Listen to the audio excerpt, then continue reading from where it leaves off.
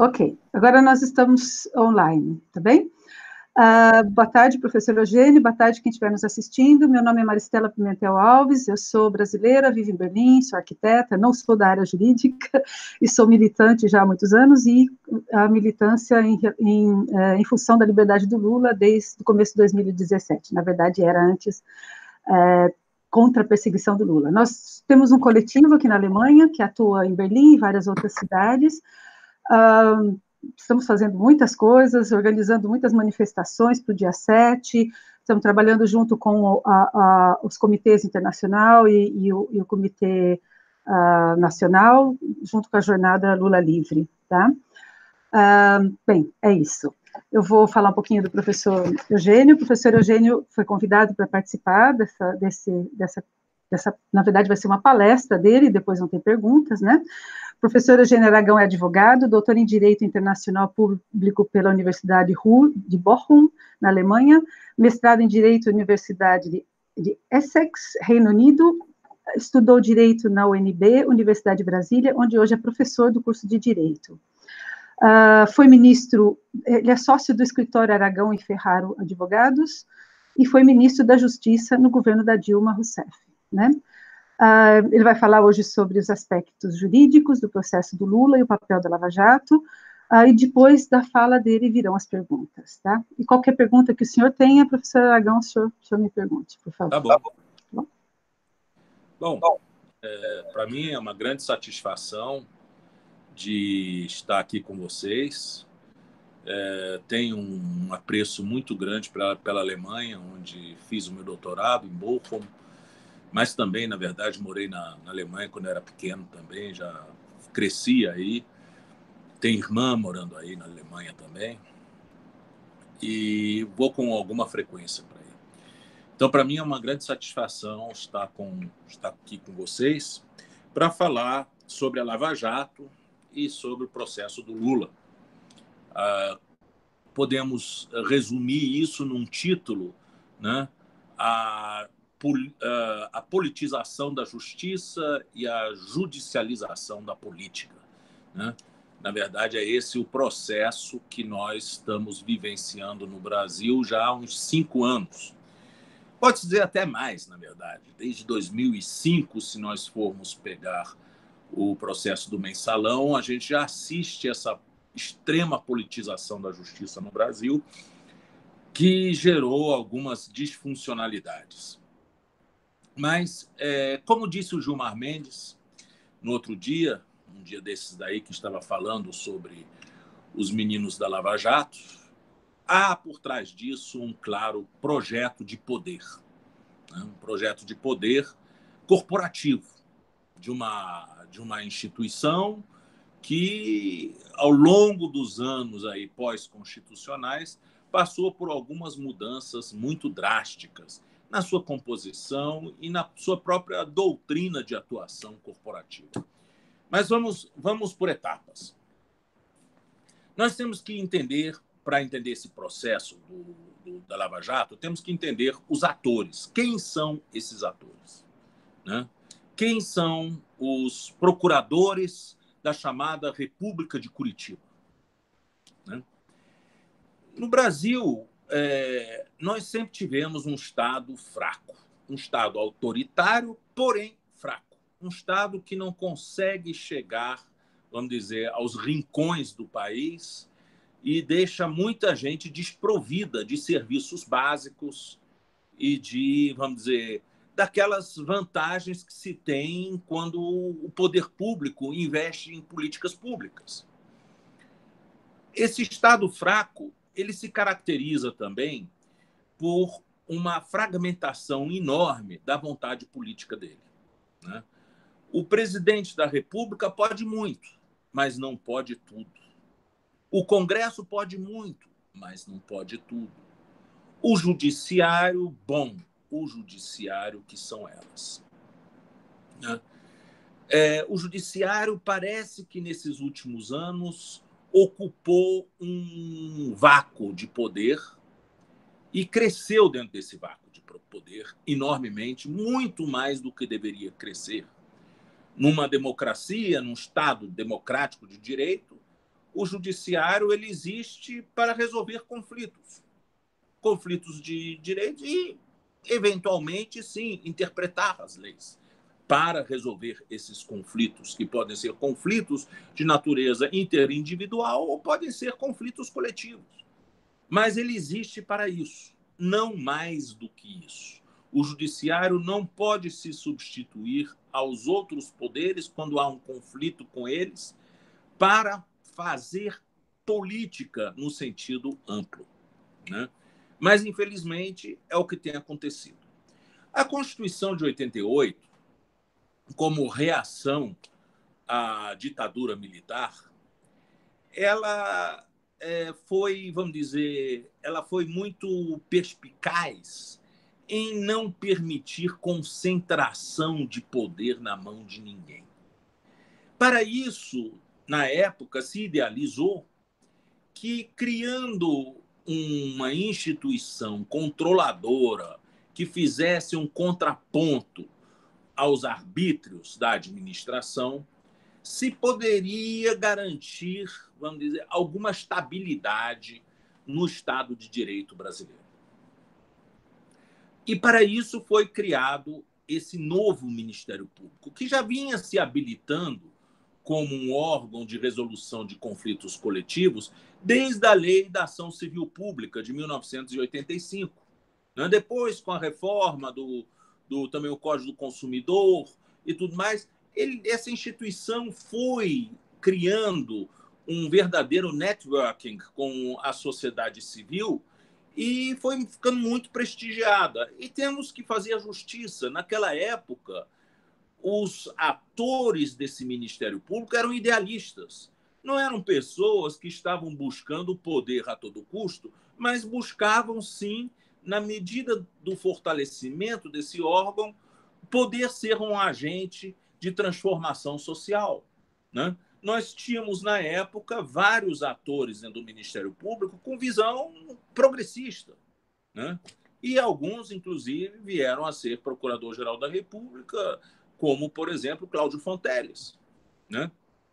Mas o projeto que se tinha naquela época era um projeto que necessariamente passava pela articulação com a sociedade civil. Um parênteses.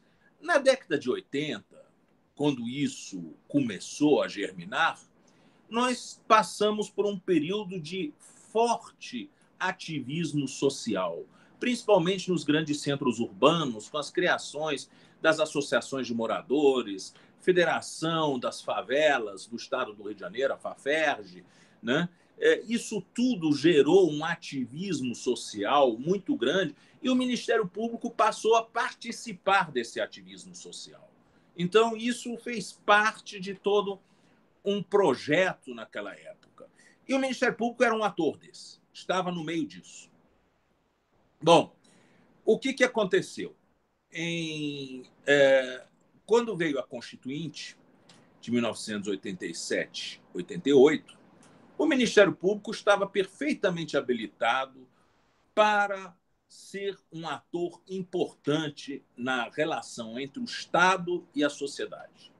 E trabalhou para isso na Constituinte. Fortaleceu-se enormemente, conseguiu prerrogativas excelentes para seus membros que não existem no direito comparado.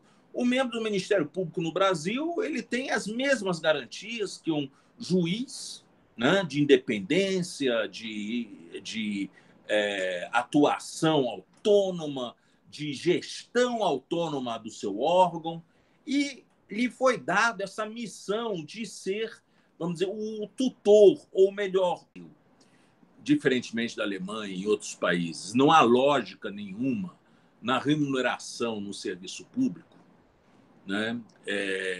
Acaba, no Brasil, ganhando mais nas carreiras do serviço público quem tem mais prestígio.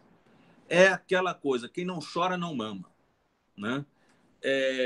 E o Ministério Público, com seu prestígio, conseguiu se alavancar ao topo, pode-se dizer, da cadeia alimentar do serviço público. Passou a ser uma carreira muito prestigiada e muito bem paga. A ponto de, só para dar alguns parâmetros comparativos, né? Durante um certo período, digamos, o Ministério Público recebia mais do que general de 4 estrelas, enquanto o general de 4 estrelas estava recebendo, na época, R$ 15.000, o Ministério Público recebia, início de carreira, R$ 22.000. Um embaixador recebia 19.000, Ministério Público 22.000. Um professor titular recebia 10.000, 12.000, Ministério Público, início de carreira, 22.000. Quer dizer, uma situação completamente desproporcional dentro dos ganhos do serviço público. E claro que, no momento que essa carreira acabou se fortalecendo, aconteceram duas coisas. Primeiro, que chamou a inveja de outras carreiras, que queriam estar ao sol que nem o Ministério Público. E começaram a disputar atribuições. Por exemplo, a polícia. A polícia não se conformava de ter, vamos dizer, que se submeter ao Ministério Público naquilo que a Constituição chamou de controle externo da atividade policial, né? Eles não viam razão de se encontrarem hierarquicamente inferiores ao Ministério Público. Ao mesmo tempo, o Ministério Público, com todo esse poder que tinha, começou a entrar na seara da polícia e começou a instruir as suas acusações com investigações feitas pelos próprios procuradores. Aí a polícia diz, bom, não só eles estão melhores, mais aquinhoados do que nós, como agora ainda querem tomar da gente nossas funções estrategicamente importantes, aquelas funções com que a polícia pode também exercer algum tipo de pressão para ganhar bem no serviço público. Por quê? Porque se vocês olharem hoje, quais são as carreiras mais bem remuneradas no serviço público brasileiro? Polícia, Ministério Público, Advocacia Pública, auditores fiscais, auditores do Tribunal de Contas da União. Por quê? Porque eles têm poderes graves nas suas mãos com que eles podem colocar a administração contra a parede. Eles são um verdadeiro risco à governabilidade. E eles usam essas suas funções também para encontrar prestígio dentro do quadro do serviço público e ficarem também acima da média dos ganhos do serviço público. Se vocês olharem professores, por exemplo, o que um professor pode exercer de pressão no serviço público? Nenhuma. Ele pode fazer uma greve. Depois ele vai ter que repor as aulas. Não é isso? Então, o professor sempre ficou com seus ganhos baixos, enquanto essas carreiras ficaram com seus ganhos muito altos. E isso, portanto, gerou esse tipo de competição dentro do serviço público por essas funções graves e estrategicamente importantes para criar risco para a administração pública. Com isso, a polícia briga com o Ministério Público, a advocacia pública briga com o Ministério Público, que briga com a polícia, que briga com a Defensoria Pública. Né? São órgãos que nunca se entendem, porque cada um quer tomar do outro as suas funções para ser tão bem remunerado quanto o outro. E, ao mesmo tempo, o outro efeito disso, além de agravar essa fragmentação da vontade política do Estado, o outro efeito desse prestígio foi que essa carreira passou a ser um atrativo para uma clientela que antes não se interessava por ela. Quando eu entrei no Ministério Público, em 1987, era uma carreira remunerada razoavelmente, mas estava dentro da média do serviço público. Para ter uma ideia, eu antes era assistente jurídico do Ministério da Educação. Eu, quando fui ser procurador da República, tive um decesso de ganhos, né? Não era das mais bem remuneradas, mas era uma carreira interessante, porque você atuava junto ao Supremo Tribunal Federal, ao Tribunal Federal de Recurso, então tinha um certo prestígio, mas sem que isso se refletisse necessariamente nos ganhos. Agora, no momento em que esse prestígio se junta a ganhos altos, claro que começa a atrair aquela classe média alta que antes iria para os grandes escritórios de advocacia, eventualmente iria para a carreira diplomática, mas nunca iria para uma função de um Barnabé da Justiça, né? Mas agora começou a se interessar. E Quando o Brindeiro, no governo Fernando Henrique Cardoso, foi procurador-geral da República, resolveu abrir as porteiras para os concursos públicos, né? Em função da chamada interiorização da Justiça Federal. Com isso, o Ministério Público começou a fazer concursos com mais de 100 aprovados, coisa que nunca acontecia antes. Só ter uma ideia, meu concurso de 87 foi realizado 3 anos depois do concurso anterior. Nosso concurso teve 20 aprovados. Agora não, agora eram 108, 120 aprovados. E isso, claro que foi modificando o perfil da carreira, né? As pessoas que estavam entrando eram outras. E teve um reflexo muito grande na carreira, porque era uma entrada em massa, desfigurando realmente o perfil do procurador típico. Vocês vão ver um estudo, por exemplo, feito por Julita Lengruber sobre o Ministério Público, mostrando que esse Ministério Público agora, que começa, vamos dizer, com os governos de esquerda, governo Lula e governo Dilma, já é um Ministério Público essencialmente conservador, né? Um Ministério Público que tem uns meninos que às vezes foram nas melhores escolas, as melhores faculdades, né? Sempre tiveram os melhores lugares e entraram nessa carreira para quê? Para ter prestígio, poder e dinheiro, né? Então, esse perfil mudou completamente. E é esse perfil que hoje se encontra dominando a Lava Jato. Não é o perfil daquele Ministério Público ativista social de 1988. Houve uma mudança drástica na composição, né? E essa meninada hoje, eles usam qualquer tipo de recurso para ficar em evidência e colocam qualquer tipo de governo contra a parede. O governo Bolsonaro ainda vai ver o gosto do Ministério Público, né? Porque não tem para ninguém, né? A não ser Fernando Henrique Cardoso, que colocou lá, como Procurador-Geral da República, um engavetador-geral, né? Que passava a mão na cabeça do governo e não deixava nada de desagradável realmente vir à tona contra o governo. Mas os governos do PT que quiseram ser republicanos, né, que sempre aceitaram a chamada lista corporativa para a indicação do Procurador-Geral da República, quebraram a cara, né? Eles não foram que nem Fernando Henrique Cardoso. O Lula sempre dizia isso: eu me recuso a colocar um amiguinho no cargo de Procurador-Geral da República. Eu não tenho nada a temer e, portanto, eu vou colocar na Procuradoria-Geral da República aqueles que a carreira indica. Foi um grande erro. Por que foi um grande erro? Porque a Constituição delega ao presidente da República a escolha. Já tem uma restrição.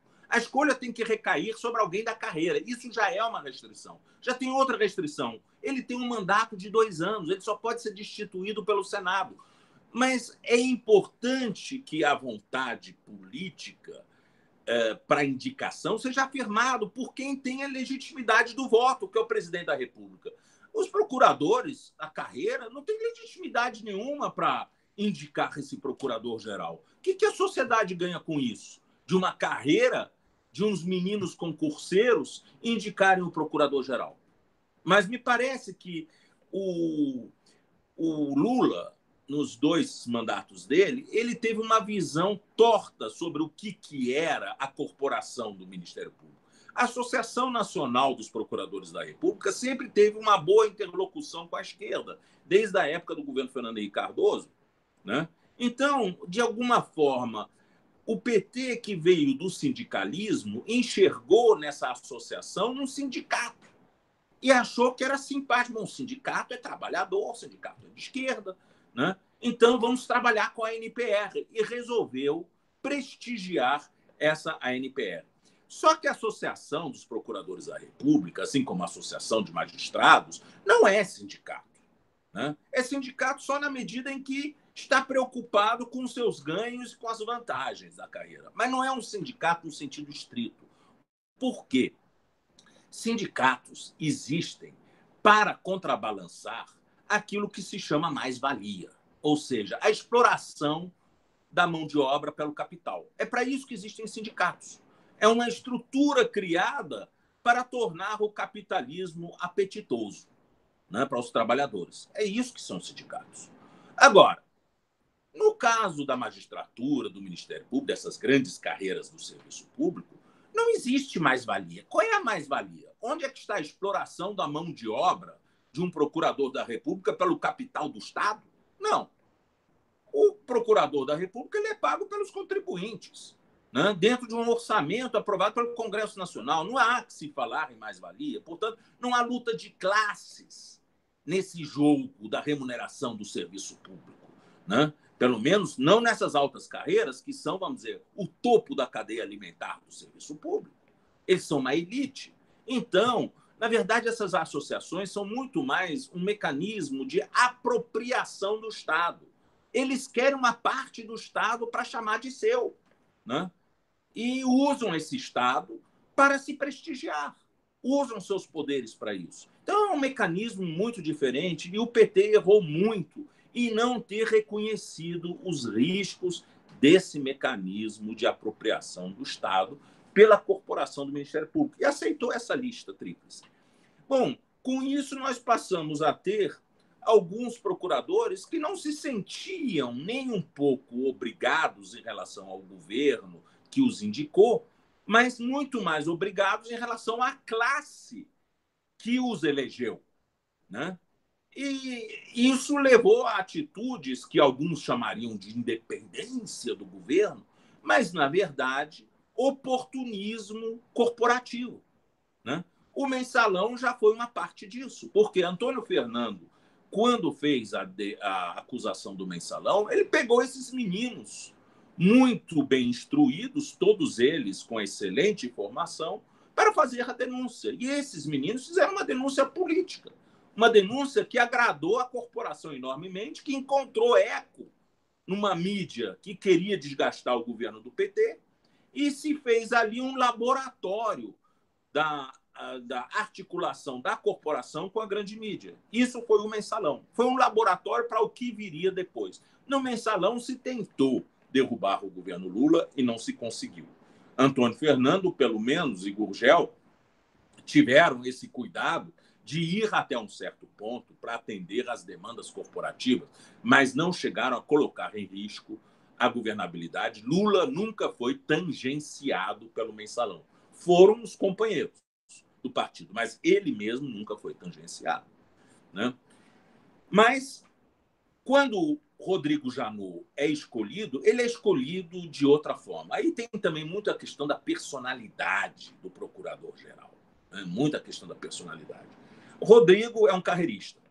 É um carreirista, se comparado com os outros companheiros que ocuparam o cargo antes dele, né? O Gurgel, o Antônio Fernando, o Wagner, que quis ocupar e não conseguiu, essas outras pessoas tinham uma formação humanista muito mais profunda do que do Rodrigo.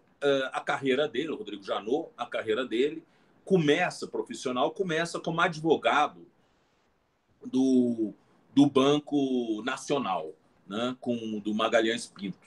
Ali ele é o advogado que é responsável para demitir funcionários do banco. Ele chega lá no banco com os papéis todos, chama o funcionário que é para ser demitido, diz para ele quais são os seus direitos. Quando o Rodrigo entra na agência do banco, o funcionário já não volta mais para o lugar de trabalho dele, já levam uma caixinha com todas as coisas dele lá dentro e já entregam para ele. Então, ele era a pessoa temida dentro do banco, né? Aquele como se fosse a morte, né? com o seu instrumento lá para cortar, né?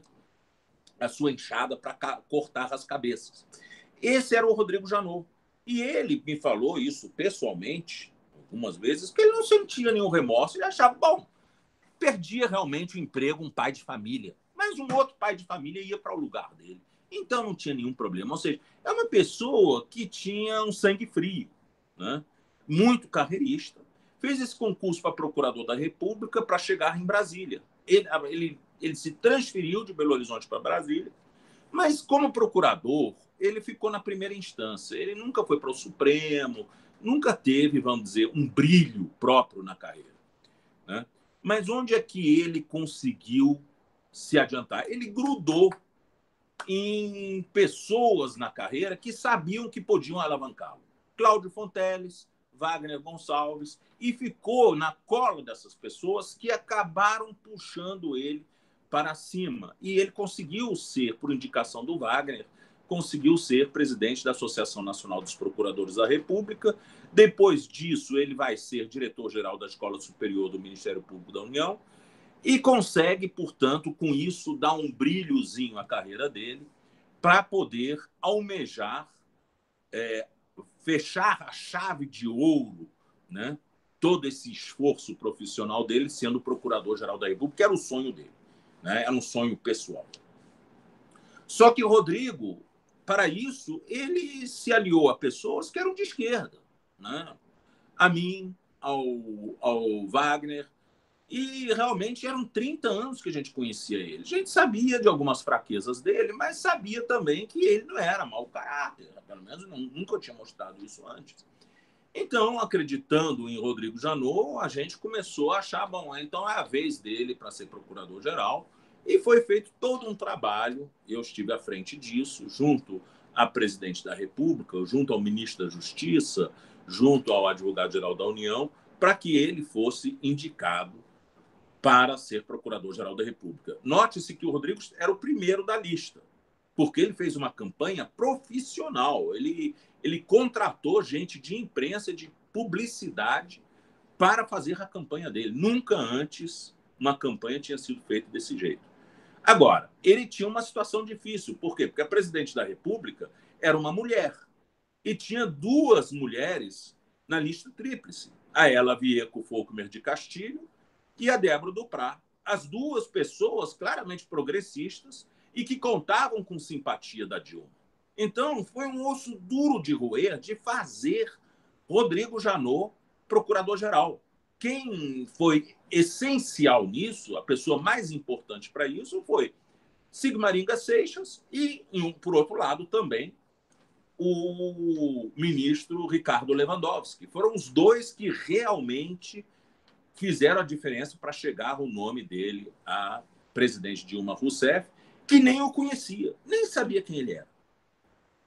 Aí Rodrigo chega a procurador-geral da República. No primeiro ano, ele tenta realmente fazer um equilíbrio entre o governo e a corporação. Um equilíbrio muito difícil, porque a corporação, naquela altura, vamos dizer, no auge do mensalão, o processo sendo julgado em 2013, aliás, 2011 a 2013, tinha uma postura extremamente antipetista, né?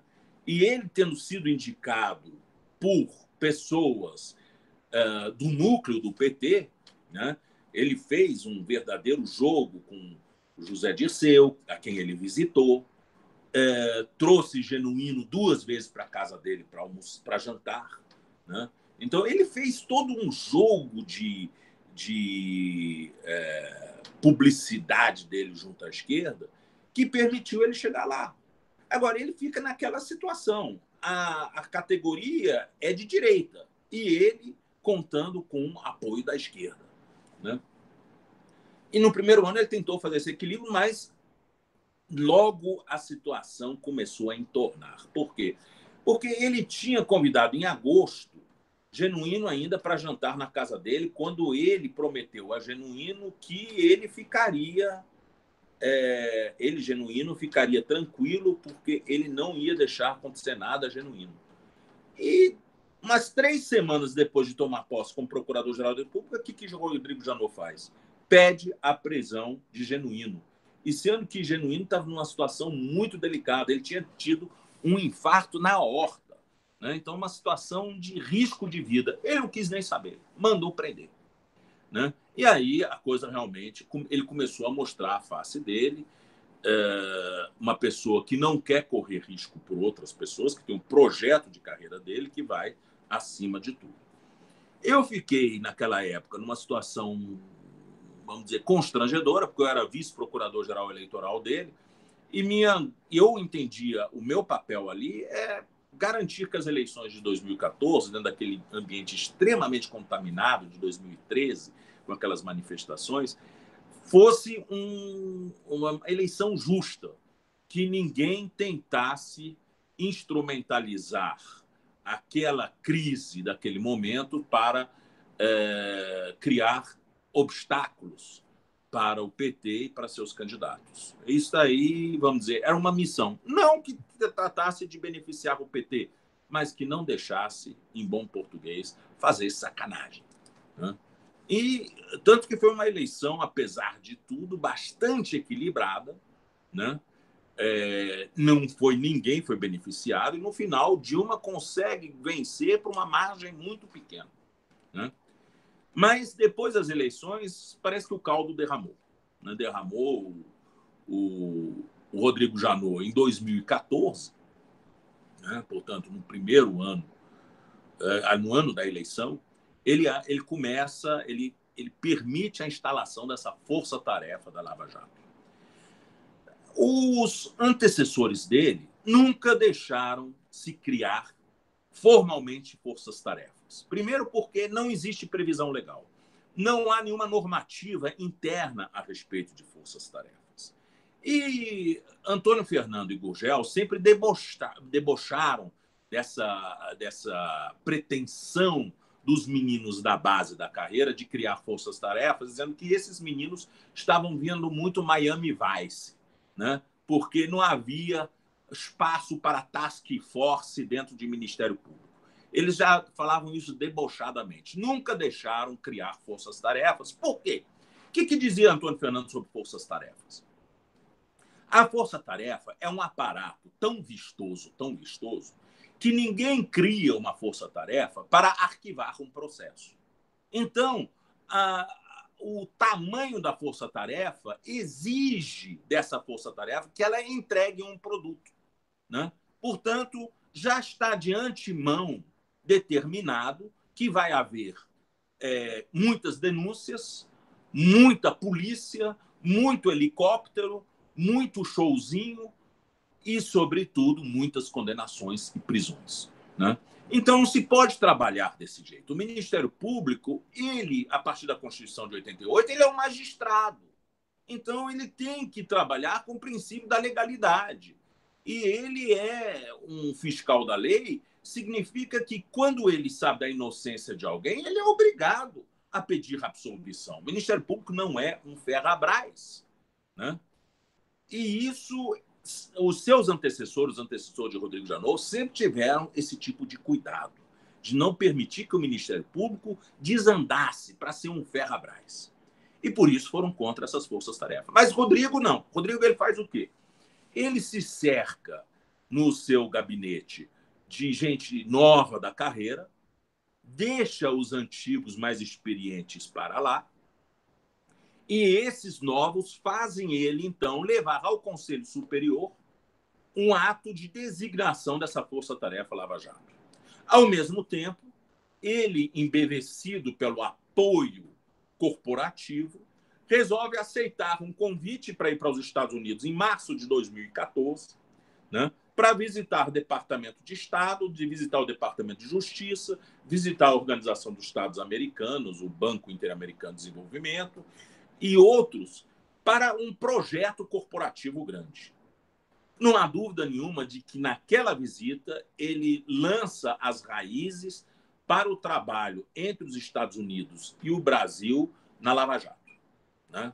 Ali, realmente, começa, então, uma troca informal de informações que vão permitir colocar em xeque todo o modo de trabalhar da Petrobras e também da indústria da construção civil, que sempre girou em torno desses grandes investimentos e sempre teve uma cultura promíscua do público e do privado.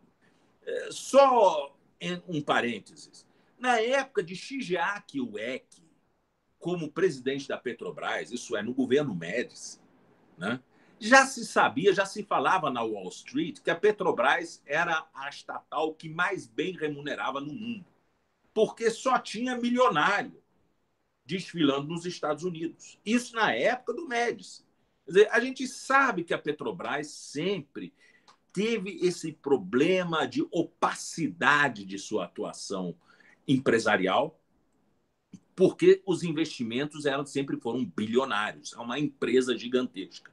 E os políticos sempre pulularam em volta desse, vamos dizer, gigante para financiar as suas campanhas, juntamente com essas empresas construtoras civis que ofereciam toda a tecnologia de prospecção para a Petrobras. Então, isso não foi diferente no governo Fernando Henrique Cardoso, isso não foi diferente no governo Lula, nem diferente no governo Dilma. Aliás, os diretores da Petrobras, do governo Fernando Henrique Cardoso, da época do Reichstag, foram praticamente todos eles assumidos dentro da Petrobras do Lula. Portanto, essas práticas que chamaram a atenção de uma certa promiscuidade política, isso significa que as empresas que, ao mesmo tempo, eram licitadas para contratos bilionários da Petrobras, eram também aquelas empresas que financiavam campanhas eleitorais, né? Esse tipo de relação já foi muito cedo que foi descoberto isso. E nunca alguém fez alguma coisa. A não ser quando aí começa, no governo Lula, a prospecção do pré-sal, que aí muda, vamos dizer, o patamar de investimentos e o patamar de interesse internacional na empresa, principalmente porque tanto o Lula quanto depois a Dilma adotam uma política nacionalista em relação aos frutos dessa riqueza nacional, que é o petróleo do pré-sal, né? Isso chama a atenção de outras empresas que gostariam muito de fazer parte desse botim. Por quê? Porque, diferente do petróleo do pós-sal, né? O petróleo, por exemplo, da bacia de Santos, da bacia de Campos, o normal, né? Onde a prospecção envolve risco, você pode achar ou pode não achar petróleo, investir milhões e milhões de dólares, no final sair com as mãos vazias. No pré-sal, esse risco não existe, porque o pré-sal está todo ele mapeado por satélite. Em qualquer canto que você furar, vai ter um custo alto, mas vai ter muito petróleo, né? Então, não havendo o risco da prospecção e o custo da prospecção ter sido feito todo ele pela Petrobras, não fazia sentido remunerar, né, aquelas empresas que viessem a explorar o petróleo do pré-sal da mesma forma que eram remuneradas no pós-sal. Mas isso gerou vamos dizer, muito desentendimento e, claro que essa riqueza também gerou muita cobiça dessas grandes multinacionais petroleiras que exercem uma grande influência sobre o governo americano já desde a época do Bush, e não foi diferente nem com Obama e não é diferente com o Trump, né? Então, o Brasil passou a ser disputado pela primeira vez, né? E sua política nacional também. E o Janot, bobalhão de carreirinha, né? Pensando na sua carreirinha, no seu projetinho político, vai lá para os Estados Unidos, que acha isso muito chique, é sexy, né? Falar com governos estrangeiros, a completa margem do processo diplomático formal, né? Faz as suas combinações e acaba sendo aquilo que se costuma chamar na política, desde a época de Stalin, de useful idiot, né? Um idiota útil, né? É o que ele acabou sendo para os americanos e abriu realmente, escancarou com isso a Lava Jato. Tinha ali um juiz em Curitiba também altamente narcisista, né? Querendo aparecer, né? Que praticamente entregaram toda a indústria de construção civil brasileira nesse processo da Lava Jato. Claro que Lula, desde o início, era a cerejinha do bolo. Não tem dúvida nenhuma nisso. Ele era a cerejinha do bolo porque já escapou do mensalão. Os colegas da carreira nunca se conformaram com isso. Note-se que a denúncia feita pelos meninos no mensalão escolheram 40 acusados. Para quê? Para deixar subentendido que havia o Alibaba, né, como chefe dos seus 40 bandidos. Então, eles queriam já deixar o Lula, vamos dizer, como uma reserva, só que não conseguiram. Ninguém deixou chegar a esse ponto, porque se sabia perfeitamente que não se podia sacrificar toda uma nação e seu projeto de Estado, né, por conta da ambição de uma carreira, de uma corporação. Então, essa ideia estava muito clara nos ministros do Supremo, até onde se podia chegar. Não se chegou no Lula. Mas sabia-se, desde a época, daquela época, que Lula seria sempre a cerejinha do bolo num processo, vamos dizer, persecutório mais amplo. Bom, a Lava Jato deu essa possibilidade, só que, realmente, os fatos escolhidos contra Lula são fatos absolutamente sem significado. Eles não conseguiram achar nem dinheiro com Lula, que Lula mora no mesmo apartamento há mais de 40 anos. Né? É uma pessoa de estilo de vida frugal, não se vê Lula fazendo nenhum tipo de extravagância. Ele tem uma família que ele suporta, ele é esteio dessa família. E o que ele conseguiu ganhar depois de largar a presidência da República era na base das palestras feitas, assim como Fernando Henrique Cardoso também ganhava dinheiro com palestras.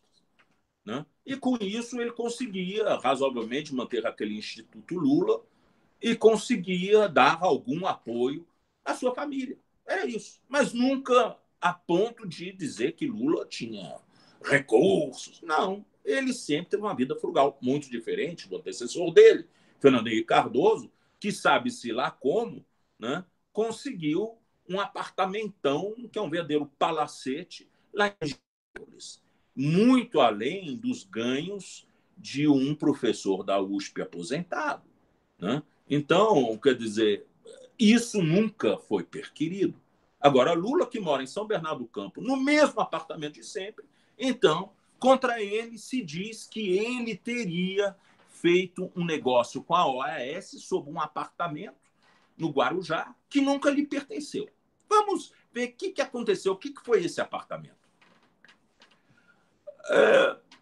Lula, com suas palestras, ganhava um dinheirinho e Marisa chegou e disse assim, olha, vamos investir esse dinheiro em alguma coisa, né, para não deixar isso solto, a gente não sabe como é que é o dia de amanhã. E resolveram, então, comprar uma cota de uma cooperativa de construção de um apartamento no Guarujá. Ora, cooperativa de construção já é coisa de gente de classe média remediada, não é exatamente coisa de ricaço. Né? Nenhum apartamento era um apartamento de perfil, né, de luxo. Era um apartamento de uma cooperativa. O azar é que a cooperativa faliu. Depois dela ter vários anos pago a prestação disso daí, a cooperativa faliu. E a Marisa tentou reaver o dinheiro dela. Foi quando a OAS tinha assumido a continuação da obra. E Léo Pinheiro, né, sempre muito simpático ao Lula, sempre tratou ele muito bem, tal, chegou lá e foi fazer uma proposta de, ao invés de vender a sua cota, que ele ficasse com aquele dinheiro com melhor unidade do prédio, que era uma cobertura triplex. Não era isso que eles queriam. Mas aí Marisa e Lula resolveram ir lá visitar a tal da cobertura triplex. Né? E viram que aquilo lá não dava para eles. Por quê? Eram 3 caixinhas de fósforo, uma em cima da outra, extremamente apertado e pequeno. E Lula, quando ele sai de final de semana e essas coisas, sempre tem um séquito de amigos muito grande. Naquela cobertura, os amigos dele não iam conseguir ficar. Aquilo é um apertamento. Então, o que aconteceu? Eles disseram que eles não se interessavam, tá? E pediram o dinheiro de volta. A OAS ficou enrolando para dar esse dinheiro de volta, que a Marisa acabou entrando na justiça para pedir o dinheiro de volta que ela tinha investido no tal do apartamento. Essa é a realidade sobre o apartamento do Guarujá, que nunca pertenceu ao Lula, nunca foi feito absolutamente nada. Tanto assim é que Léo Pinheiro, quando é preso, ele depõe e diz que não, que nunca houve, Lula nunca pediu nada, que naquele apartamento não tinha nada a ver, né? E que sim, ele ia melhorar o apartamento, mas isso não tinha nada a ver com recursos de Petrobras nem nada. Isso seria feito como uma simpatia da empresa pelo ilustre adquirente da unidade imobiliária, mas que não tinha nada disso. Só que Léo Pinheiro ficou 2 anos preso, né? E, entre mentes, condenado a 26 anos de cadeia por causa dos outros malfeitos aí da OAS. E aí, então, ele resolve fazer uma delação premiada para reduzir a pena dele. Ele estava desesperado, né? E aí, nessa delação premiada, ele diz exatamente o que os procuradores querem que ele diga, né? Ele simplesmente abre o jogo e diz o que eles querem que ele diga. E aí, então, ele diz não, que realmente isso foi feito com as operações estruturadas da OAS, portanto, era dinheiro para conseguir manter o contrato com a Petrobras. O Lula seria, vamos dizer, para nós muito importante nisso, e para remunerá-lo nesse lobby, a gente deu esse apartamento para ele. Nunca deu o apartamento nunca pertenceu ao Lula, né? Nunca a escritura foi lançada em nome do Lula. Lula esteve lá uma única vez com Dona Marisa para ver o apartamento e não gostou do apartamento. Portanto, não tinha nada a ver com isso. A história é muito mal contada. Agora, quando a gente vê hoje Carlos Fernando, que é um dos meninos muito falantes de Curitiba, dando entrevista no Estadão e dizendo sim, nós fizemos a condução coercitiva do Lula para acabar com a imagem dele.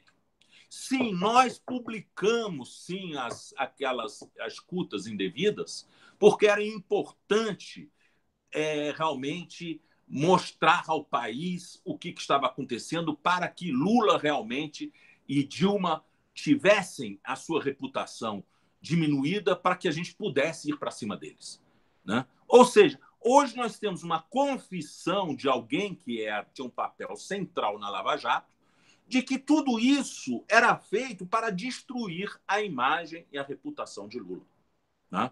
A ponto que se condena o Lula, a quem Moro sempre jocosamente chamava de Naime, né? Há 9 anos, isso é um deboche, né?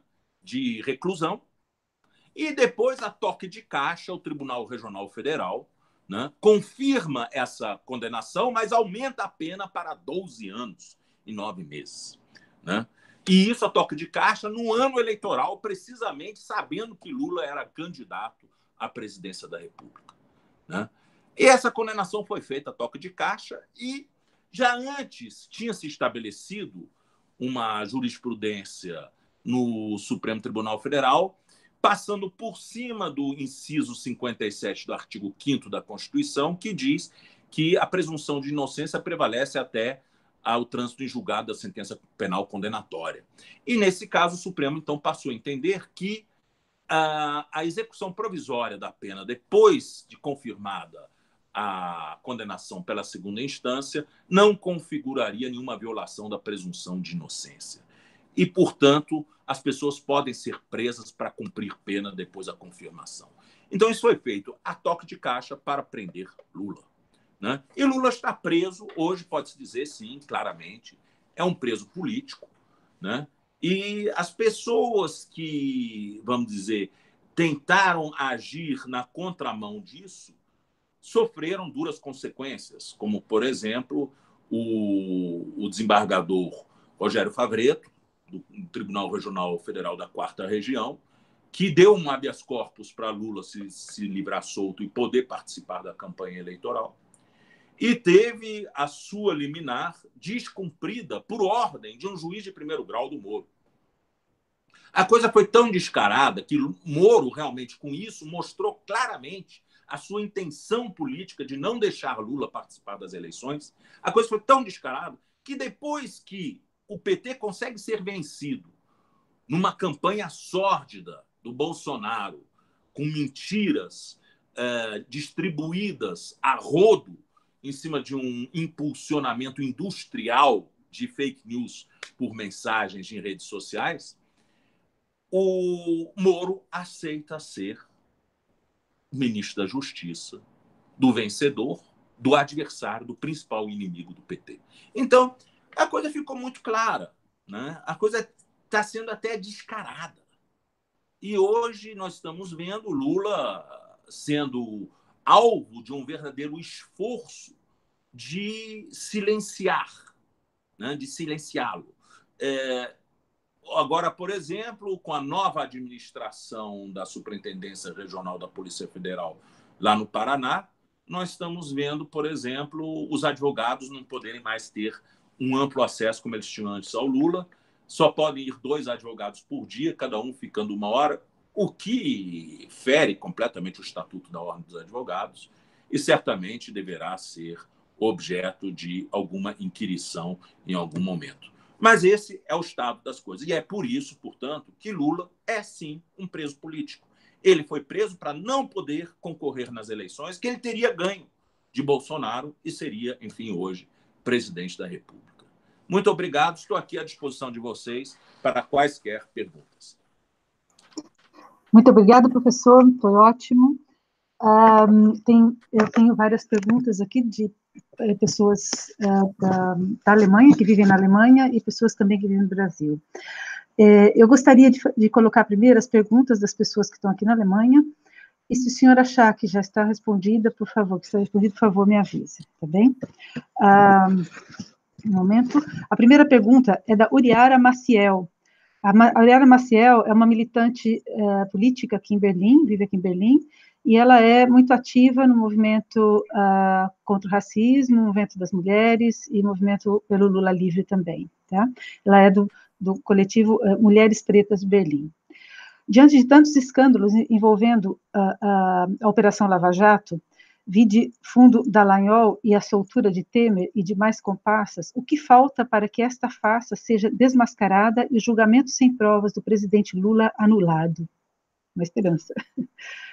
Eu posso... vou fazendo uma por uma? O que o senhor acha melhor? Pode ser, eu vou responder isso rapidamente. Bem, ok. Eu vou desligar meu som. Me parece que nós estamos hoje numa situação em que, vamos dizer, a politização dessa Lava Jato está muito escancarada. Janot, na verdade, já escancarou no momento em que ele tentou prender o Temer, né, através de uma conversa gravada pelo Joesley, né, ele tentou atingir o Temer, ele tentou derrubar o Temer, né, por uma razão muito simples, porque o Temer não estava querendo indicar para procurador-geral quem ele quisesse que fosse indicado, né? Então, isso já o desmoralizou completamente. E isso já começou a atingir a Lava Jato. Mas é engraçado que há uma resistência muito grande das cortes superiores em relação à opinião pública, em aferir a opinião pública. Então, nós tivemos muita dificuldade até agora.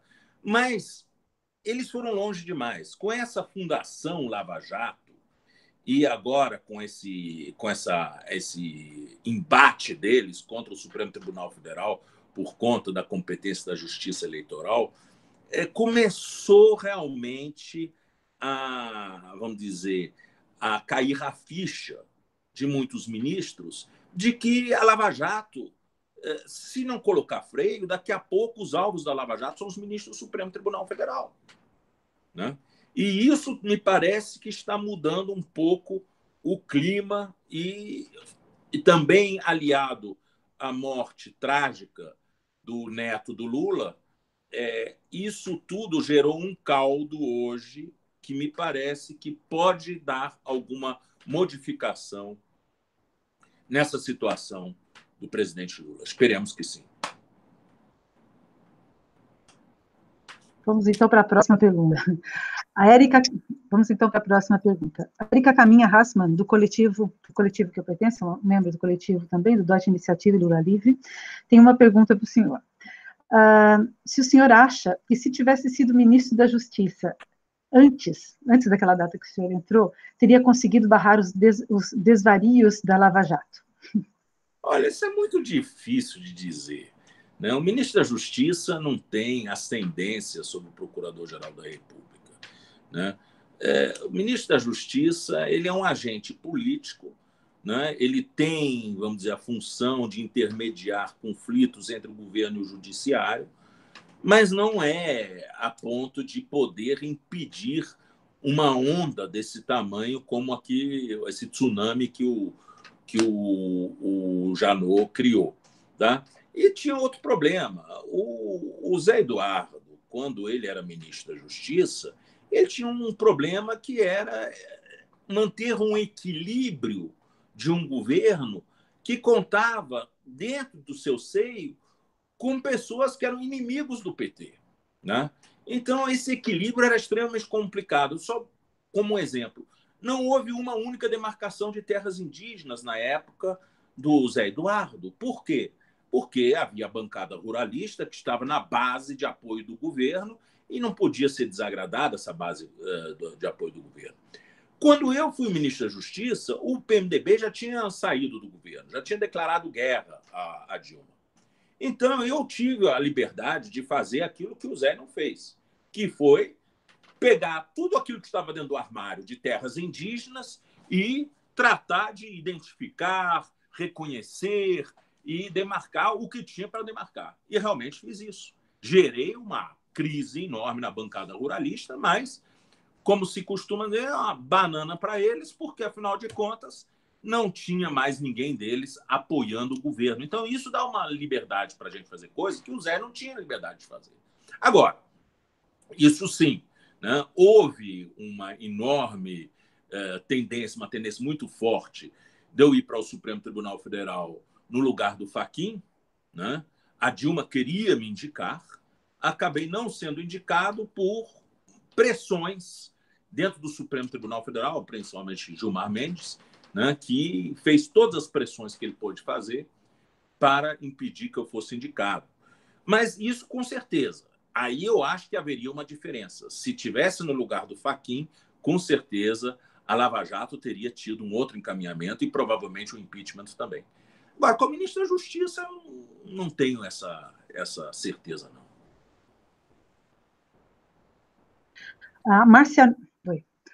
Então, vamos para a próxima. A Márcia Nunes, do FIBRA. FIBRA é a Frente Internacional de Brasileiros pela Democracia, que é uma organização, um grupo que surgiu do Encontro de Amsterdã de 2017, que nós fazemos parte também. Ela vive em Zaandam, na Holanda. Como a Lava Jato pode ser penalizada caso o Lula seja considerado preso político por instâncias internacionais? Existe esse caminho? Existe essa possibilidade? Olha, nós temos, para ser julgado agora, em breve, no Comitê de Direitos Humanos, o Pacto Internacional de Direitos Civis e Políticos, aquela reclamação, a petição do Lula em relação ao direito dele de acesso à justiça, o direito ao devido processo legal, o direito à ampla defesa, que está, com certeza, vai levar a uma condenação do Brasil. Agora, o Supremo Tribunal Federal, quando houve aquela medida provisória do comitê que determinou que o Lula participasse das eleições, o Supremo não deu a mínima bola. E nós ouvimos de vários ministros ali dizendo que as decisões do comitê não são vinculantes para o Brasil, o que mostra um completo desprezo pelo direito internacional. Né? Nossas instituições só prestigiam o direito internacional se isso render viagens diárias, né? E bons restaurantes, bons hotéis no exterior. Mas o direito internacional como uma obrigação para o Estado brasileiro adotar certos padrões de governabilidade, a isso o Brasil nunca observou. O Brasil simplesmente tornou-se parte de uma série de tratados internacionais apenas uma questão de prestígio e não por uma questão de realmente querer fazer a coisa diferente. Não digo que isso não tenha sido o projeto de muita gente que apoiou essa participação do Brasil nesses organismos. Mas a verdade é que, naquilo que diz respeito à atuação governamental no sentido amplíssimo, o Brasil é muito devedor a todos esses tratados internacionais. Portanto, eu não acredito que isso faça uma diferença. O que vai fazer uma diferença, sim, é no momento que começa a cair a ficha. Tá?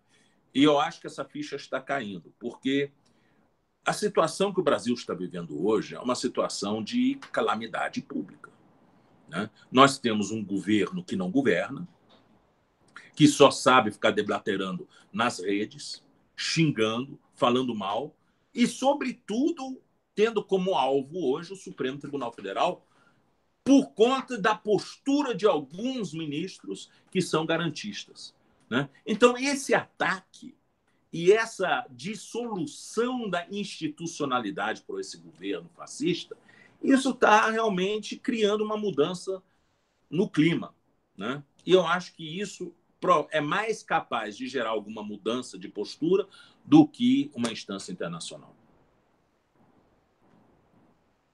Professor, Oi? professor, eu tenho mais algumas perguntas que vêm de advogados, um juiz e uma professora da Faculdade de Direito de João Pessoa, da Universidade Federal da Paraíba. A primeira pergunta, um momento, por favor.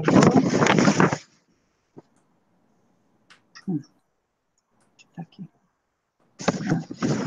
Um momentinho, eu já estou encontrando aqui. Daqui, da professora da Paraíba, da professora Renata Rolim, que é professora de Direito da Universidade Federal da Paraíba. Tá? Ela disse que sempre teve vontade de saber sobre quem é quem no STF, como são as forças lá, que forças representa cada ministro e essas coisas. Se o senhor puder falar. Ela tem mais duas perguntas. Isso é um assunto que, para um advogado militante como eu, é extremamente, vamos dizer, espinhoso de falar. Mas nós podemos dizer, basicamente, que o Supremo Tribunal Federal tem dois grupos antagônicos e tem alguns atores, vamos dizer, meio para cá, para lá, meio vacilantes. Os grupos antagônicos hoje são claramente constituídos, por um lado, Gilmar, Toffoli, Lewandowski e talvez Marco Aurélio, né, como os mais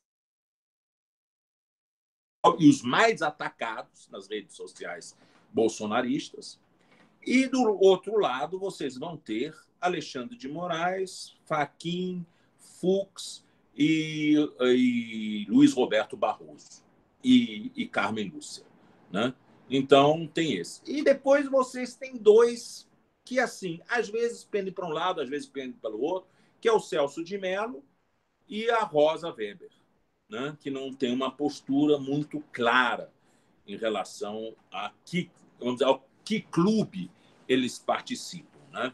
Mas vocês têm basicamente essa situação hoje. São 11, né? Temos 4 garantistas, né? Temos 5 antigarantistas, punitivistas, né? E temos 2 que tendem para um e tendem para outro. E exatamente esses 2 fazem a diferença. Porque quando esses 2 se juntam aos garantistas, dá 6-5. Quando eles se juntam aos punitivistas, dá 7-4. Né? Essa é a situação que hoje o Supremo vive. Agora, uma coisa que a gente tem notado também aqui em Brasília é que, desde que o Toffoli passou a ser presidente do Supremo, houve um silêncio. Os que mais gostavam de se manifestar sobre tudo e sobre todos, que era o Gilmar, né? E era Marco Aurélio, né? O Barroso. Esses ministros, de repente, todos ficaram em silêncio. A gente não ouve mais esses comentários. Não sei se isso é uma reação aos ataques que todos eles vêm sofrendo nas redes sociais, um certo receio agora sim, já que o país está em mãos de gente imponderável, que isso pode gerar algum tipo de incidente institucional. Não sei qual é a razão, mas há um silêncio muito maior hoje no Supremo Tribunal Federal, o que não é ruim. Eu não acho ruim. Tá? Eu acredito que não é papel de ministro de Supremo Tribunal Federal ser comentarista de política. Né? Então, é melhor que eles realmente se preservem, porque a gente precisa de uma instituição que tenha capacidade de ser contramajoritária. E o Supremo tem sofrido muito nesse seu papel, né, por conta do estrelismo de ministros que gostam de aparecer. Isso não é bom. Isso não é bom para a instituição. Então, eu acho muito saudável que agora temos menos protagonismos no Supremo Tribunal Federal. No Brasil, nós temos um problema que as cortes europeias não têm. Tá?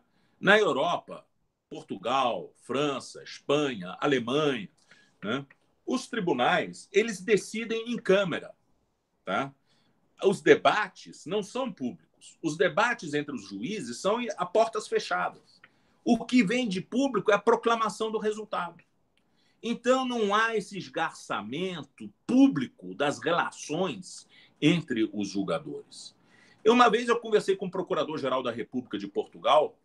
Ele já tinha sido conselheiro do Tribunal Supremo de Justiça de Portugal, e ele falou que a baixaria nesses debates é tamanha que um xinga a mãe do outro, é muito baixo. Né? Que ele, inclusive, preferiu sair de lá porque ele não aguentava mais essa baixaria. Né? A baixaria, a relação, como ela é esgarçada. Mas isso não transpira para fora. A instituição para fora fica um monolito. Não, a instituição decidiu assim. No Brasil, não. No Brasil, você sabe que um juiz decide de um jeito, outro decide de outro. Né? Eles debatem publicamente e faltam ir um na jugular do outro. Isso não é bom para a instituição. Infelizmente, a institucionalidade depende também de uma certa, vamos dizer, de um certo cerimonial, né? Uma certa liturgia. E no Brasil, essa liturgia tem sido muito desgastada, infelizmente. Bem, posso continuar nas perguntas? A Renata Rolinha, a professora, também pergunta sobre o processo de condenação do Lula. Gostaria de saber quais foram as principais inovações processuais e materiais da Lava Jato em comparação com a jurisprudência mais tradicional. Olha, a questão mais grave é a valoração da prova. O Brasil adota um sistema que se chama livre convicção motivada do julgador. Né? Ou seja, nós não temos um sistema tarifário de provas, as provas não têm pesos específicos. O julgador ele toma aquele corpo probatório e fundamenta sua decisão em cima dos elementos que ele acha que são relevantes. E aí tem um subjetivismo enorme do julgador na apreciação da prova. Né? Agora, o subjetivismo do Moro foi levado a um ponto tal que não é preciso mais prova cabal. Basta a argumentação probabilística. Né?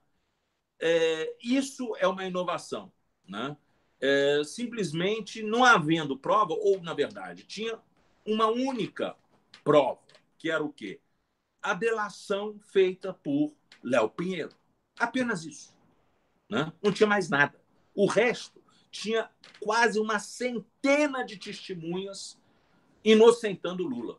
Mas havia o Léo Pinheiro. Então, ele ignora por completo as cento e tantos testemunhas e se centra num único delator. Sendo que o delator ele nem faz prova, porque o delator, a delação, ela é um projeto de prova. Ela não é uma prova em si. Né? O delator ele tem que mostrar outros elementos para confirmar aquilo que ele diz. E não apenas dizer. E o Léo Pinheiro não mostrou absolutamente nada. Absolutamente nada. Então, o que nós temos no caso da condenação é uma condenação feita na base de achismo. Né? Eu acho isso, eu acho aquilo outro. Isso já aconteceu, de certa forma, no Mensalão, quando se adotou aquela teoria do domínio do fato para condenar o Zé Dirceu. Né? Porque, na verdade, o que os nossos juristas tupiniquins fizeram? Eles pegaram um termo bonito do direito processual penal alemão de Klaus Roxin, né, que é aquele conceito de Tatherrschaft, né, domínio do fato, né? E deram uma interpretação completamente diferente a esse instituto. O que é a Tatherrschaft no direito processual alemão? A Tatherrschaft é nada mais do que um elemento a se levar em consideração para distinguir entre participação e coautoria, né? Beteiligung ou Teilnahme, né? E Mittäterschaft. É que o Código Penal alemão ele distingue, diferentemente do Brasil, as consequências da Mittäterschaft e da Teilnahme, né? A Teilnahme é menos gravosa do que a Mittäterschaft na Alemanha. Mas para você distinguir um do outro, o que você usa, segundo Klaus Hoxing? A Tatherrschaft. Se o sujeito tem o domínio do fato, ele se torna Mittäter e não Teilnehmer, né? Essa é a diferença. Agora, no Brasil, não é assim. Por quê? Porque no concurso eventual de agentes no direito brasileiro, existe a teoria da equivalência das causas. Isso significa o quê? Tanto faz qual tipo de participação que você teve na ação final, né? Qualquer um que contribua para o resultado de uma ação incide nas penas cominadas pelo crime equivalente, né? Então, o Brasil não faz nenhuma diferença entre instigação, participação ou coautoria. É tudo a mesma coisa. Na Alemanha, não, né? Anstiftung é uma coisa, Teilnahme é outra e Mittäterschaft é outra. Por isso, a Tatherrschaft. No Brasil, a Tatherrschaft não faz sentido nenhum no nosso sistema penal. Não faz sentido, porque não tem essa distinção para você usar esse conceito. Então, o que eles inventam? Eles inventam que a Tatherrschaft seria uma forma quase de culpa objetiva no direito penal. Ou seja, você não teria que demonstrar, vamos dizer, a efetiva contribuição daquele indivíduo para o crime, mas você pode presumir que, em função da posição em que ele se encontrava, domínio do fato, ele tinha como praticar ou evitar o crime. Não tem nada a ver com Tatherrschaft na Alemanha, isso não tem nada a ver com nada. Quer dizer, quem inventou isso achou bonito o nome. Tatherrschaft, domínio do fato, eu vou dar uma interpretação para isso. E é uma coisa que o próprio Klaus Hoxing disse que isso não tem nada a ver com ele. Até porque a Tatherrschaft no direito alemão tem que ser provada. Você tem que provar por elementos claros que o sujeito tinha o domínio do fato. No Brasil, não. O domínio do fato é algo que se presume por conta das circunstâncias. Então, a gente vê que a questão da prova já era complicado no mensalão. Passou a ser mais complicado ainda na Lava Jato, em que se passou a utilizar o tal do instrumento da delação premiada, previsto na lei de 12.850, a lei das organizações criminosas, e de uma forma bastante deturpada. Os brasileiros gostam muito, os juristas brasileiros gostam muito de dizer que a delação premiada brasileira é uma cópia da collaborazione premiata italiana, né? Mas não é. Não tem nada a ver uma coisa com a outra. Para começar, a collaborazione premiata no direito italiano, que foi instituída na década de 80, década de 90, ela tinha um objetivo muito claro. Era combate às organizações mafiosas e às organizações terroristas, como se dizia na época, que eram as Brigate Rosse e outras, né? Então, como é que a coisa funciona na Itália? O indivíduo que quer sair de uma organização dessa, um pentite, um arrependido, né? Um pentito, ele corre risco de vida. Na máfia, por quê? Ele tem o voto de omertá, né? Que se ele abandona a organização, ele é um traidor e ele é morto. E a família dele provavelmente também. Eles explodem todo mundo para o lado.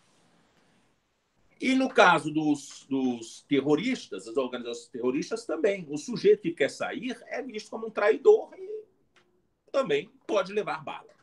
Então, o sujeito, para sair de uma organização dessa, ele busca o apoio do Estado. E, para ele poder se proteger, ele entrega a organização para que o Estado possa desbandá-la, destruir essa organização para proteger o indivíduo. Há uma troca, há um medo do Estado em relação à organização e o medo também do indivíduo em relação a essa organização, que faz com que o Estado e o indivíduo se encontrem no mesmo barco e colaborem. Bom, no Brasil não é isso. O delator, ele não tem medo de organização nenhuma, ele não corre risco de vida. O Léo Pinheiro, qual é o risco que ele corria? Era de morgar 26 anos na cadeia, não poder mais tomar o uísque rótulo azul dele, sair da linda cobertura duplex dele e viver realmente lá no CMP, lá em São José dos Pinhais, em Curitiba. Não é uma boa perspectiva para quem está acostumado a uma vida cheio de confortos, né? Então, o Léo Pinheiro, para salvar algo do seu projeto de vida, resolve delatar. Mas ele não tem medo de ninguém, né? Essa organização criminosa no Brasil, ela é uma invenção jurídica, é uma invenção ideológica, porque não se trata de nenhuma organização do estilo mafioso, nem do estilo de uma organização terrorista. Simplesmente a lei diz, organização criminosa, o que é? É uma entidade estruturada, com divisão de tarefas, composta pelo menos por 4 pessoas, né? E que tem por finalidade a prática de certos crimes. Pronto, é isso.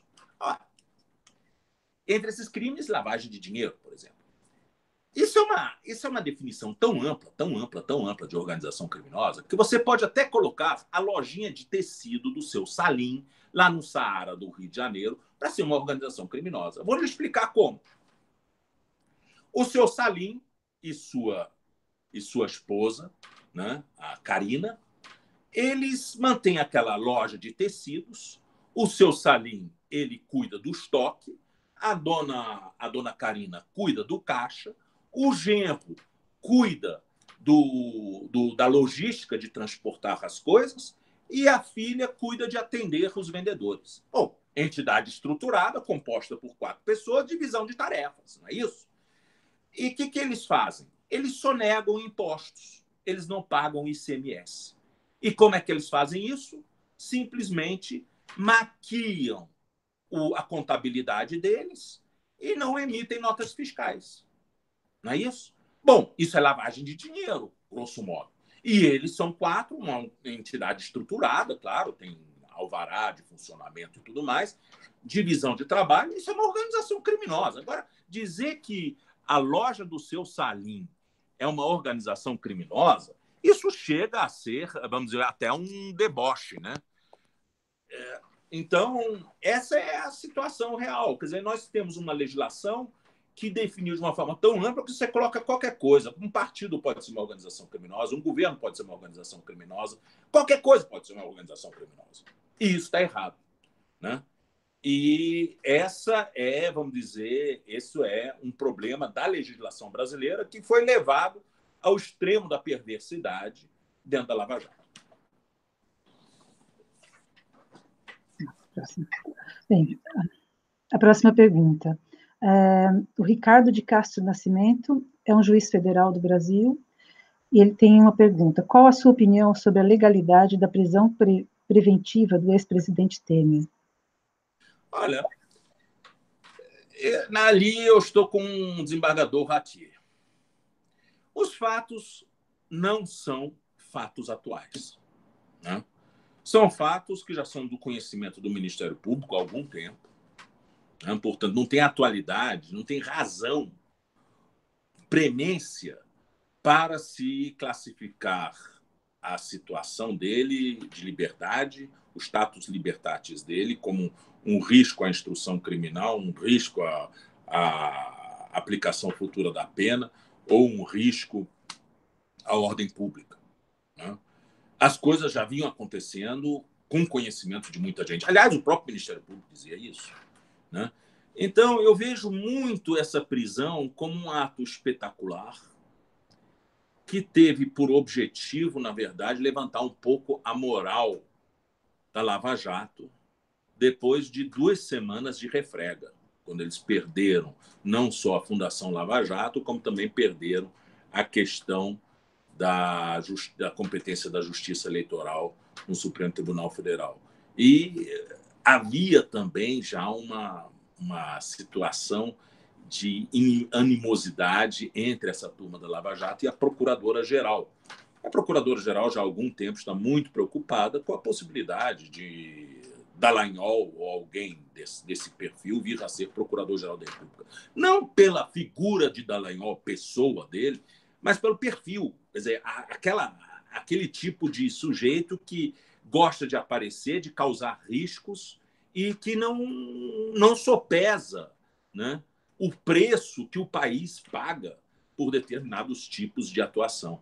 Então, ele é um indivíduo que, como Procurador-Geral da República, vai fazer um estrago no país enorme. Então, ela tem esse receio já há algum tempo e isso já começou, essas pretensões políticas da Lava Jato já começaram a criar choque com a Procuradora-Geral. Me parece que prender Temer, que indicou Raquel Dodge, né, tem um certo simbolismo também para essa turma, né? Então, eu acho que ali temos muito daquilo que nós podemos chamar de uma bela prevaricação, né? Na verdade, foi uma atuação feita para atender interesses e sentimentos pessoais, né? E nós não podemos permitir isso. Eu acho que o Temer ele pode ter errado muito, ele foi um traidor em relação à companheira de chapa dele, ele foi sórdido, mas, apesar disso tudo, a gente tem que levar em consideração que ele tem um direito à ampla defesa, tem um direito ao devido processo legal, né? E esses direitos têm que ser respeitados até para Temer, né? E sim, eu defendi publicamente que Temer não podia ter sido preso. Tenho mais duas perguntas. Eu tenho mais duas perguntas. Uma da professora Dolores Zündet, de Assis, é uma militante, né, por várias causas, né? E ela gostaria de saber o seguinte, fazendo um pouco de uma liga aí com o que o senhor acabou de falar, a briga da Lava Jato versus STF afeta o processo do Lula? Assim, em que medida que afeta o processo do Lula? Olha, se afeta o processo do Lula, é até positivo, porque sensibiliza. As pessoas estão hoje vendo até onde esses atores da Lava Jato chegam. Você entra em Curitiba hoje, chegando lá do aeroporto, lá em São José dos Pinhais, você vê um cartaz enorme da chamada República de Curitiba, com os meninos lá perfilados no outdoor, né, dizendo que a Lava Jato é para todos, que a lei é igual para todos, né? Esse tipo de protagonismo para uma organização persecutória que deve trabalhar com o máximo de discrição possível, porque, afinal de contas, é a reputação de pessoas que está em jogo, né? Ela não pode se transformar num herói nacional, né? Isso tem que acabar. E me parece que a atitude desenfreada deles está sensibilizando as pessoas de que realmente se deixou eles irem longe demais. Na época, quando o Theory era o relator da Lava Jato no Supremo, eu tinha uma excelente relação com o Theory, a gente era muito amigo. E se via claramente que Theory era uma pessoa conservadora, mas profundamente legalista. Profundamente legalista. E ele mostrava o incômodo dele com a atuação do Rodrigo Janot nesses processos, que, primeiro, era tecnicamente muito ralo, muito fraco. E, em segundo lugar, era muito voltado à espetacularização. Por que isso? Porque o Rodrigo Janot ficava soltando informações, ou fazendo soltar informações que eram sigilosas de dentro do processo para o grande público. E depois, isso ele fez comigo, o Janot, quando eu era ministro da Justiça, eu fui interpelá-lo por conta do vazamento de informações, e ele disse, não, isso aqui é vazado no gabinete do Theory. Ora, até parece que Theory vazaria informação. Quer dizer, a coisa era muito cara de pau. Eles eram muito cara de pau. E o Theory já tinha começado a perceber isso, né? Ele já tinha começado a perceber isso. Na verdade, o Janot, ele foi muito fraco. Por quê? Porque o que o Janot tinha que ter feito?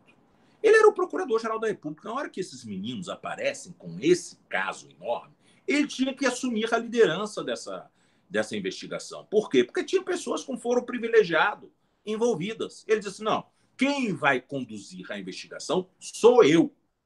E aqueles que não têm foro privilegiado, quando eu achar que houver conveniência, eu baixo para vocês.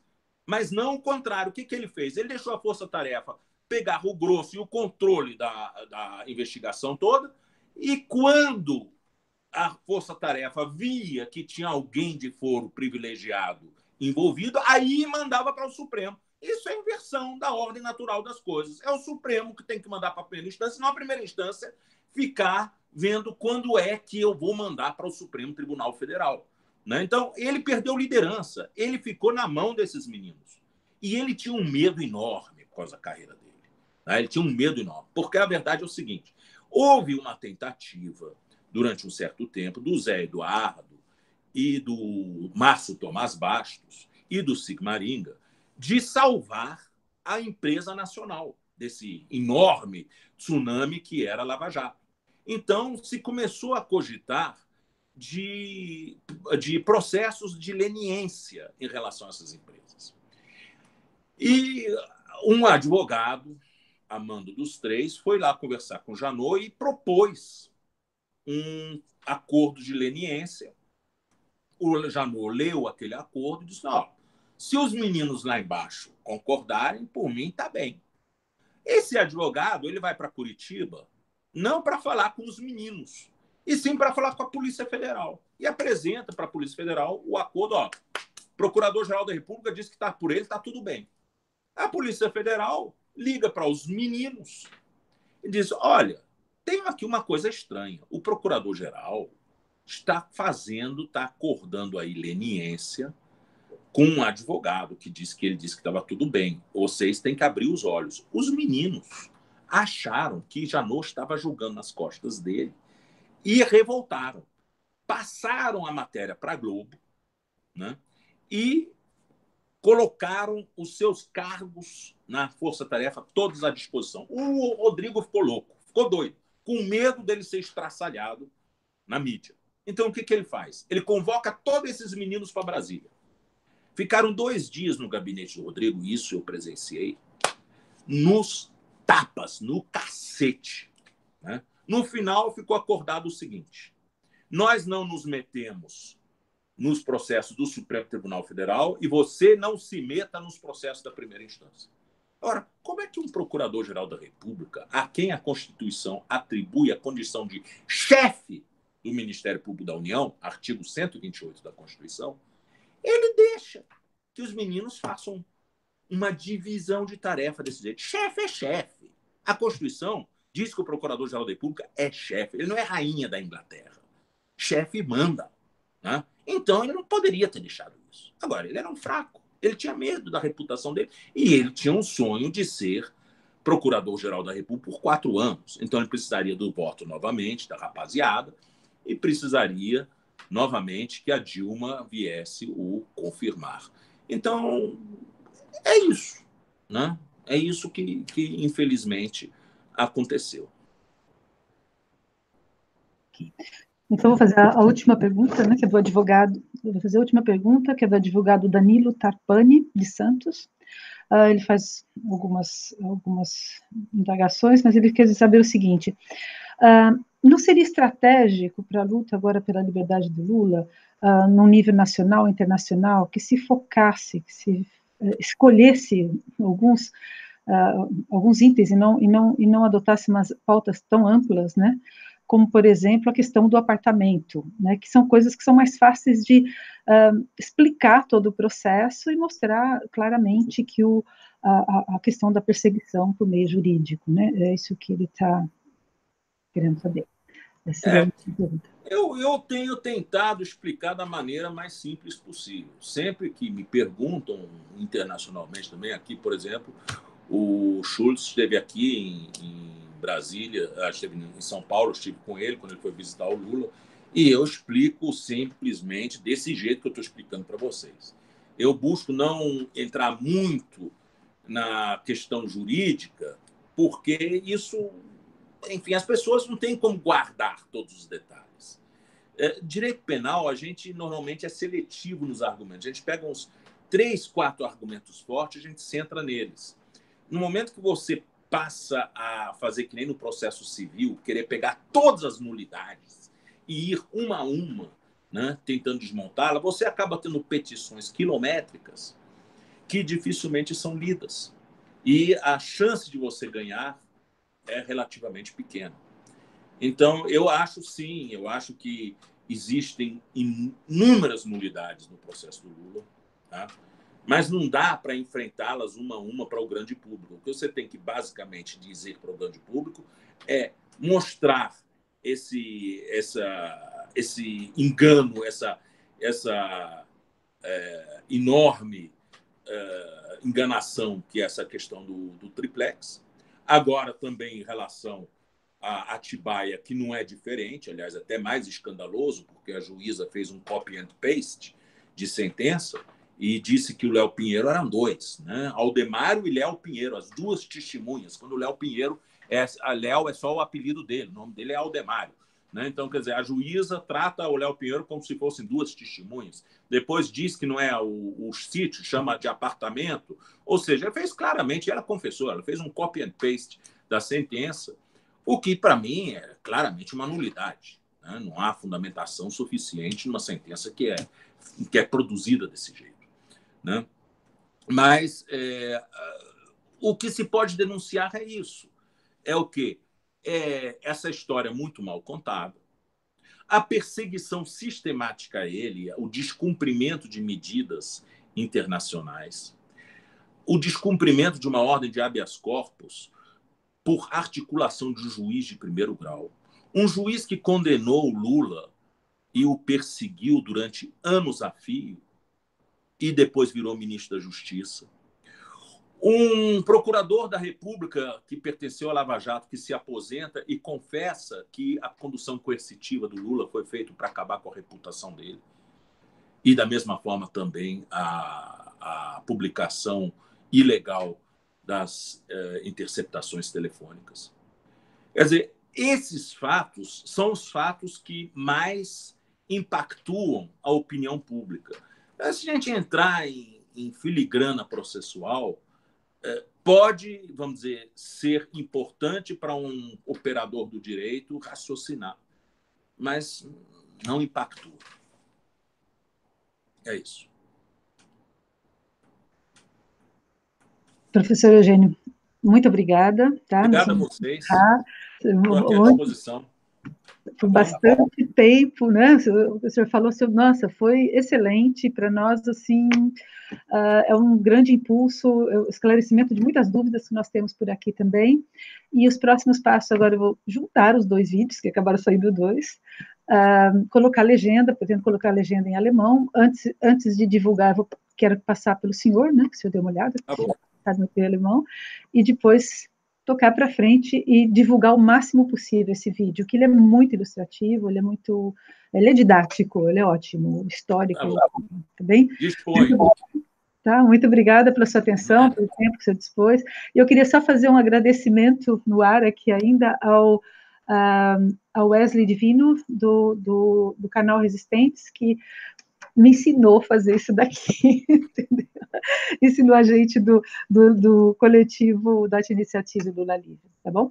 Muito obrigada, tudo de bom para o senhor, e vamos adiante, vamos na luta.